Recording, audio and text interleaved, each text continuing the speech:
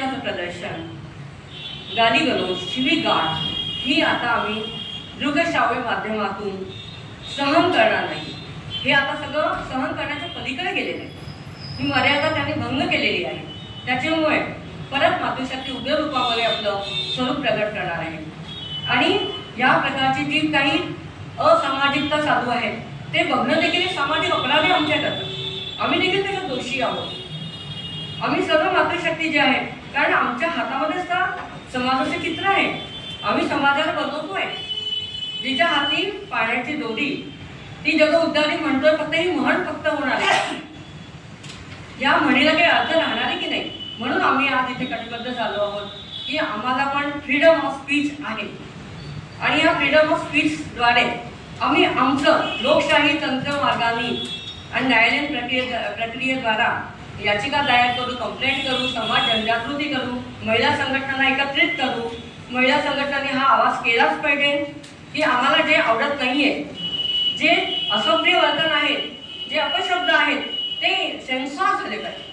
त्याच्यामुळे टेलिव्हिजन जो आमच्या घराघरात पोहोचलेला आहे आणि टेलिव्हिजनच्या माध्यमातून जे आमच्या घरामध्ये विकृती येते आहे, आमचे लहान मुलं बघतायत, आमची तरुण पिढी बघते, तरुण पिढीची भाषा बदलली आहे, फॅशन झाली आहे, शिव्या देणे फॅशन झाली आहे, भारताचा गौरव इतिहास विसरलेत लोक।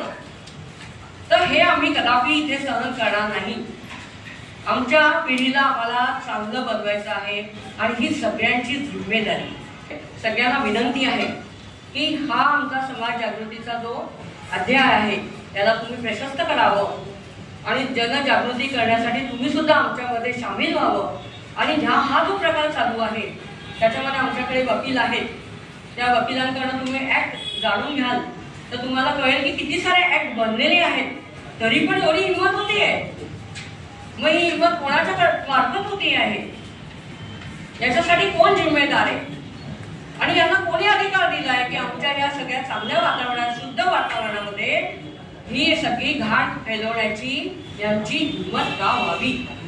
याच्याकरता मी आपल्या सर्वांना विनंती करते की आमचा हा आवाज जो आहे तो घराघरापर्यंत पोहोचला गेला पाहिजे। टेलिव्हिजनला सुद्धा सेन्सॉर बोर्ड हवा, जसा पिक्चरला असतो तसा, तसंच सगळ्या दृकश्राव्य माध्यमाच्या याच्यातून जो प्रसारण होतं त्याला सेन्सॉर बोर्डची गरज आहे। सेन्सॉर बोर्डमध्ये आमच्यासारख्या गृहिणी हव्या, तेव्हा फिल्मी नटनट्या नको, आमच्यासारख्या गृहिण्या व्हायचे, आम्हाला ही मागणी करायची। मी पुढलं माझं जे आहे सत्र हे मी आमच्या वकील रोहिणीताई कुंडरा यांचा खूप अभ्यास आहे या सगळ्याच्यावर, त्यांना मी सोपवतो।